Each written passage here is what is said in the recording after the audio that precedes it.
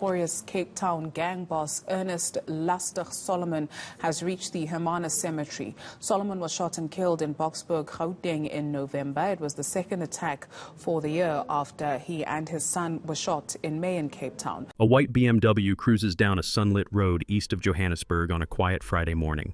In the driver's seat is a heavyset man in his mid-50s, keen eyes scanning the rearview mirror. Beside him, a young male passenger shifts nervously. In the back, a woman cradles a baby. A pickup truck screeches from a side street and slams into the BMW's flank, forcing it off the road. Before the stunned driver can react, two masked gunmen leap out of the truck with rifles raised. Rapid pops of gunfire rip through the late morning air. Bullets punch into metal and glass, spraying the interior with shards. The woman screams as the windshield spiderwebs and the air fills with the acrid smell of gunpowder. The assailants strafe the car with methodical violence, round after round thudding into the doors, the roof, the windows. In seconds, it's over. The gunmen jump into a second getaway car and vanish, leaving behind a scene of carnage. Inside the riddled BMW, the driver's body lies slumped over the wheel. The young man in the passenger seat is moaning, hit multiple times. In the back, miraculously, the woman and the baby are alive, shaken and bleeding from glass cuts, but alive. The target of the hit, however, is beyond saving. As sirens begin to wail in the distance, it becomes clear who has just been slain. Ernie Lastig Solomon, one of Cape Town's most notorious gangland kingpins. In broad daylight, on a Gauteng roadside, the crime king's reign has come to a brutal end. But this execution was not random. It was the bloody final chapter of a story that began decades earlier on the unforgiving streets of Cape Town's Cape Flats. To understand how Ernie Lastig Solomon rose to power and why he died so violently, we must rewind to where it all began. Ernie Solomon's story starts in the harsh twilight of apartheid South Africa. He was born in the mid-1960s and grew up in the Cape Flats, a sprawling patchwork of townships on the outskirts of Cape Town.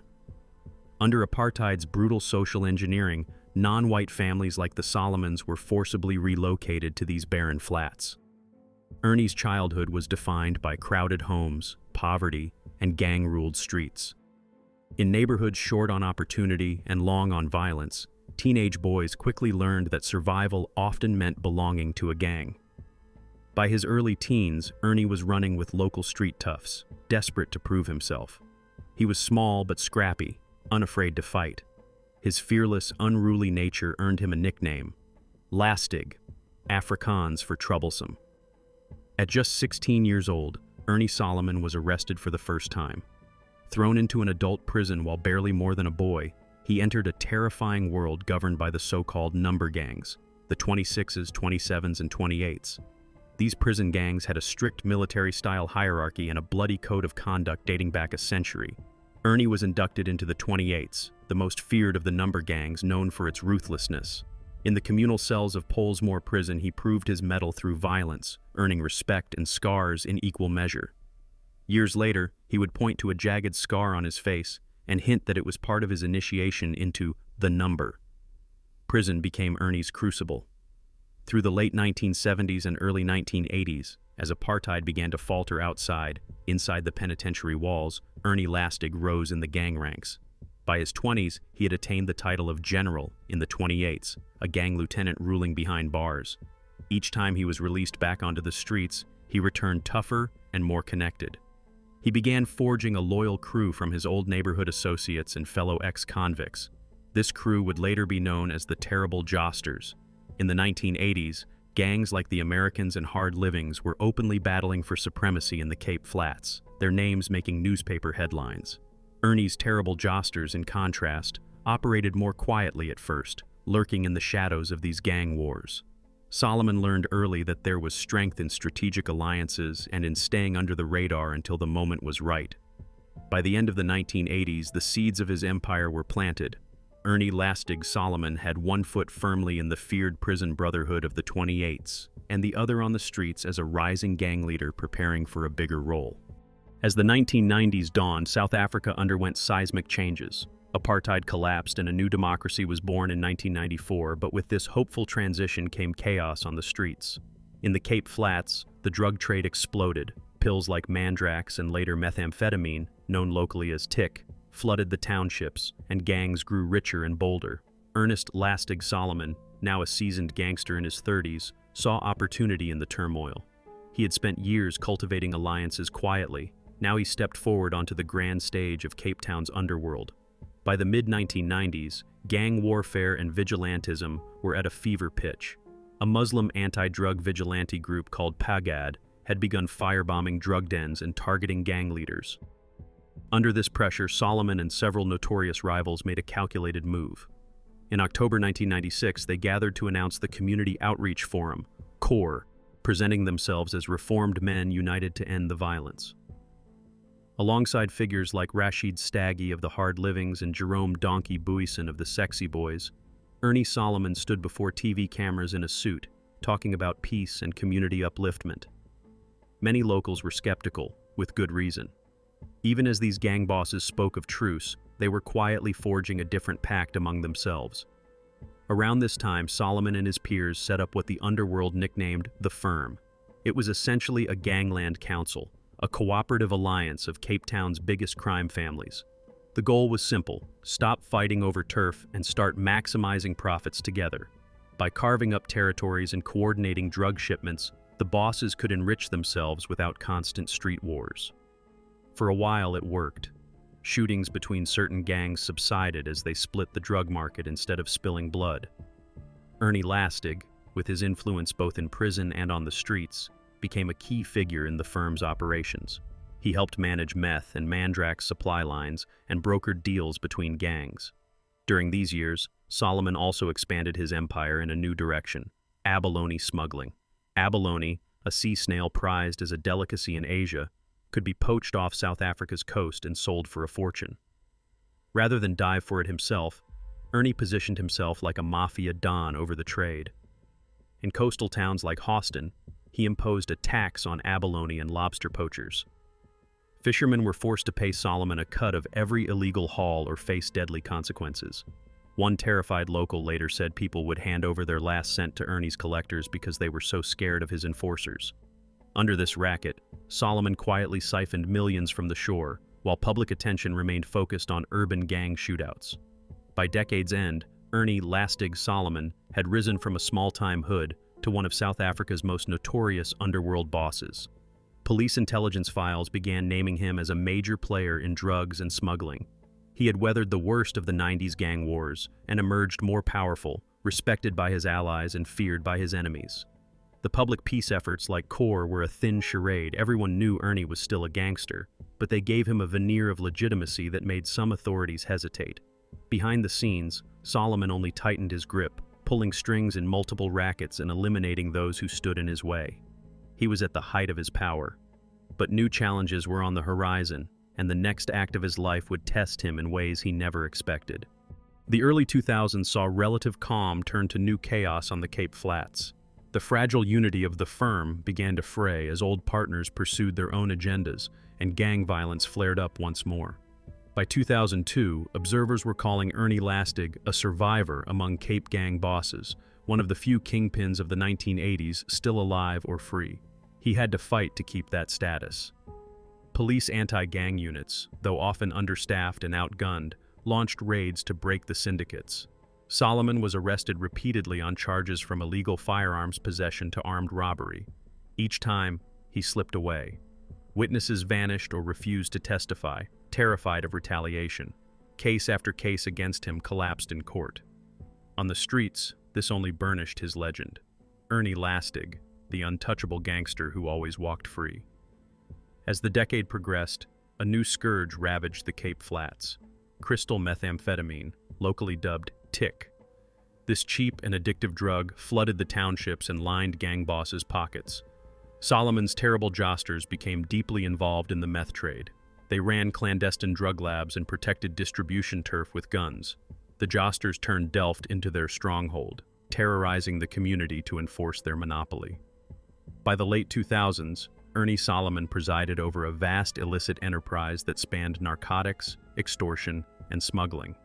He was wealthy, feared, and largely unchecked by law. But he also understood that living in the shadows made him a marked man. Perhaps sensing that he needed a public facelift, Solomon began to recast himself as something more than a crime boss. In the 2010s, Ernie Lastig attempted a remarkable transformation into a minor celebrity and reformed community figure. In 2011, a Cape Town art gallery even exhibited portrait photographs of him, calling him an Al Capone-like character with an aura of infamy. Solomon seemed to relish the attention. In 2013, he took this reinvention further by co-producing a feature film about his life. Titled A Lucky Man, it dramatized his journey from poverty to gangster lord, with Ernie himself playing the leading role on screen. He traveled to the Cannes Film Festival to promote the movie, rubbing shoulders with filmmakers and basking in the spotlight.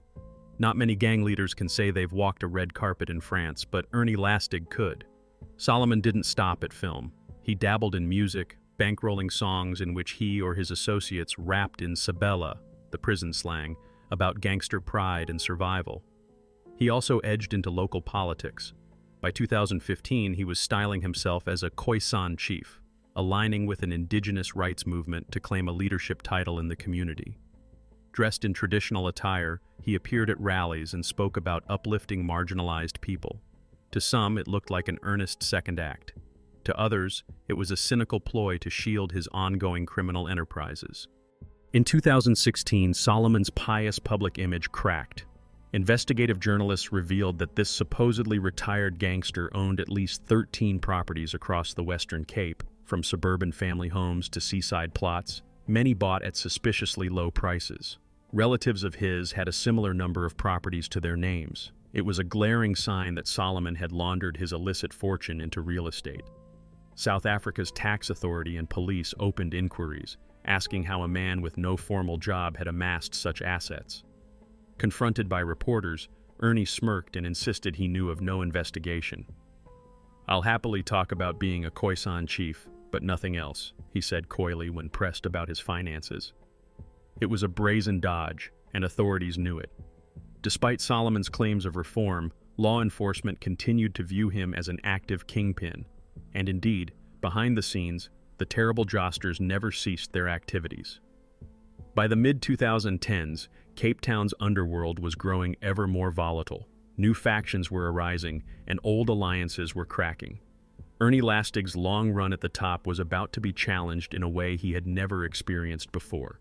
His final chapter was looming, one that would be written in betrayal and blood. By 2017, any truce in Cape Town's underworld had shattered.